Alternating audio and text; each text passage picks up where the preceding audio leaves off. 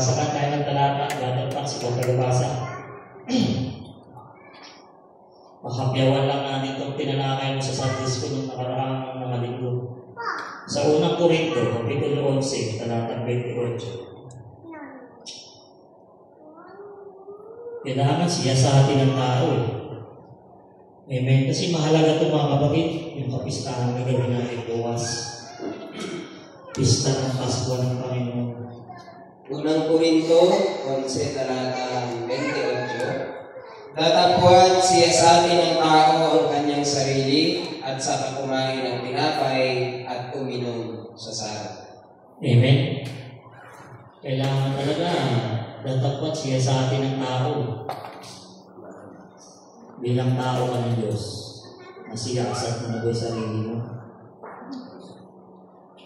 Sister Ami, salamat sa Panginoon. Kailangan siyasat mo, Sister Baby. Amen. Siya sa atin daw ng tao, yung kanyang sarili, bago kumain. Bakit niya pinapasiyasat mga kapatid? Kasi ano po dalaway kapupuntahan ng tao. Kapag ka maganda ang pagkasiyasat mo, magbibigay ng buhay sa iyo. Amen? Amen. Paano kung hindi mo nasiyasat ang sarili mo? Ano ang bibigay sa iyo? Hatol. Hindi ang bibigay sa iyo. Paano mo siya sa ating sarili mo? Sister Ami. Paborito ko Sister Ami kasi Sister Ami yung ready na Paano mo nasiyasat? Na, Panginoon, wala na ba talaga ako sabi, wala na ba kami problema ng asawa ko? Nagulungan ako. Baka naman may sama pa ng loob yung bakit pangalak sa akin. Hindi, sabi siya sa atin mo di ba? Ikaw mismo mag-isiyasat sa sarili mo Amen. Kung ready ka na Kaya mas mapalad tayo mga kapatid, dito tayo masisiyasat pa natin sarili natin Mag-isimula na yung Pasko ng Panginoon Paglubog ng araw Diba? Paglubog ng araw, sigurado expired na yun. Paano kung hindi mo pa nahingi ng tawag? May alinlangan ka ngayon. Kapag may alinlangan, wala sa pananampalataya. Pag wala sa pananampalataya, may kasalanan. Brother Pats? Ang tanong ngayon, Pastor. Matutulungan mo kung maayos? Ang tanong ngayon, papayagan mo ba kung hindi kayo magkaayos? Ayun nga Kaya hindi ako papayag. Hindi magkaayos.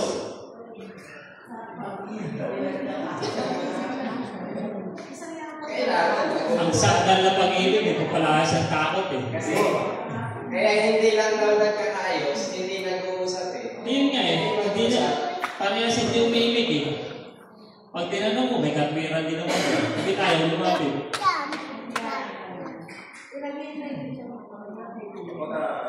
Yan yung sinasabi ni Pastor na sa isip mo tama ka. Sa isip niya tama. Sabi niya, pag kayo nag-aaway, tama pala kayo. Ang problema, may tama siya May tama na pala. Hindi naman nag-uusap Kaya ang problema pag hindi nag-uusap, tamang hinala. Ito kasala ka pag may masamang kakala ka na Sige, Pastor. Last 2 minutes. Bakit tayo pinapay tayo? Pag-inom ang bukas. Siyempre, lahat kayo nakalinlangan. Bago i-ano yung ipamahagi yung ating pinapay. Lumapit ako sa iyo. Ay, dalawa lumapit ako sa iyo. Problema ako. Kailangan bago tayo Hapunan. Ano ang Oo. ano? Kung pa kayo o Pwede pa, hindi pa nakakain eh. Eh, kailangan gawin pagkamunan eh. Amen. Hindi na dapat eh. Yun nga, bago ka kumain. Kaya na sa'yo yung pastor bukas. Ikaw mag-ano, ikaw mag-salita sa paghapunan eh. Baka hindi tayo nakabas bukas ng ating gabi ha. Ay, hindi.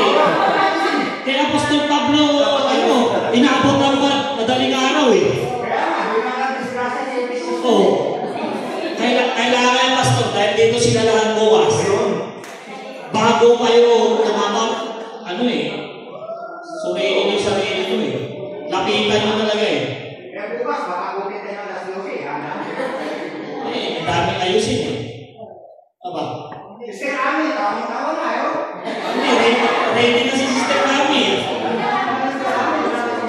Wala na eh. Itong mga may problema, bukas pa lang gabi ang akyat. Hindi, totoo mga kapatid, bukas pa lang gabi ang akyat yan. E paano na may problema sa kapatid mo? O ibig sabihin, maghahaponan kayo ng ganyan na ramdaman nyo. Ang ano ko naman, Pastor, kaya pala ng Gagamitin natin bukas dyan. Siguradong tapat ang Diyos na patatawarin tayo. Amen? Amen. Wala na ba kayong tanong? Papasarap niya natin yung tanungan natin.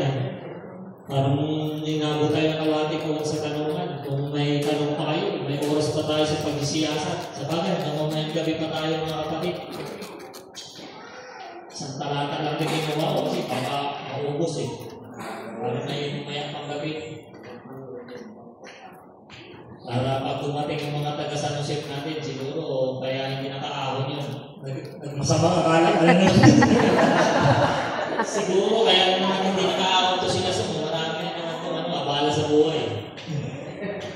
Nag-isip ka ng masama.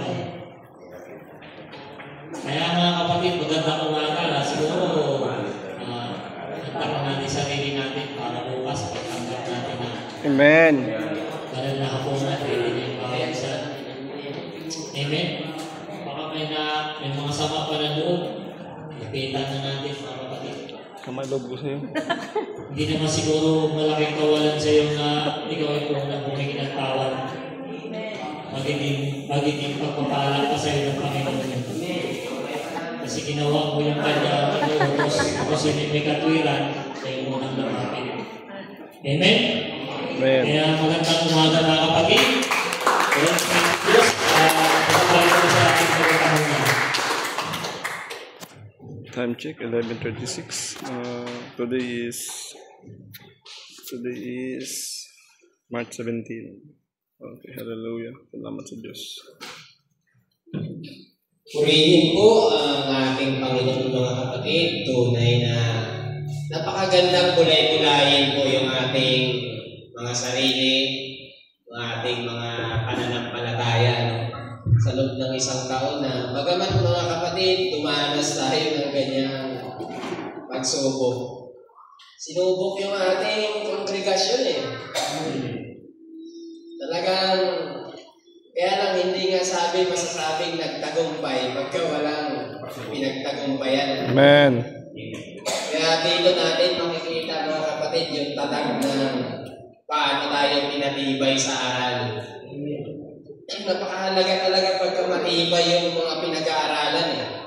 Dumating man tayo sa mga ganyang sitwasyon, meron pa rin nakapagpapayo sa kanyang mga kapatid.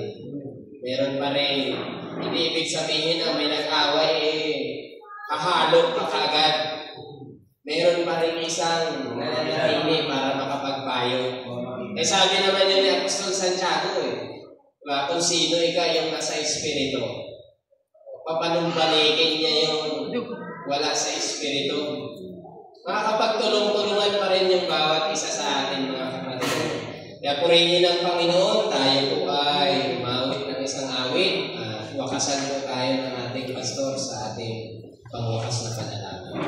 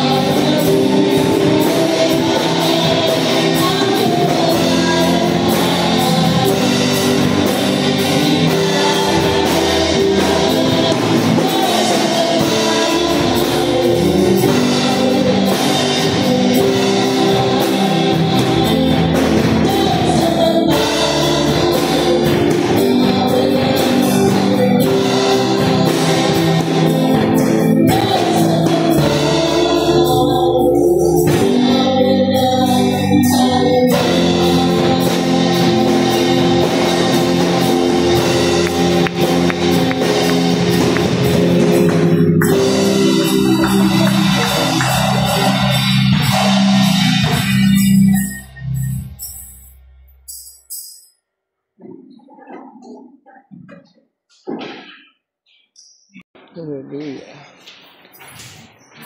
Tapos ang aming first day of gawain. Mamaya naman po ang gabi. Thank you for watching. God bless po. Mamaya naman gabi ang aming worship. Kilo, bukas na lang umaga. Ganito naman ganito, no? Bukas, may tao naman. May tao naman.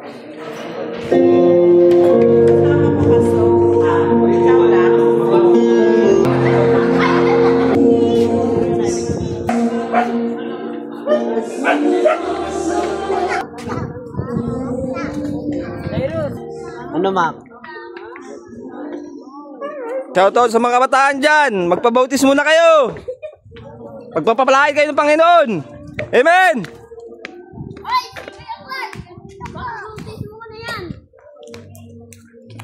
Thank you for watching. God bless.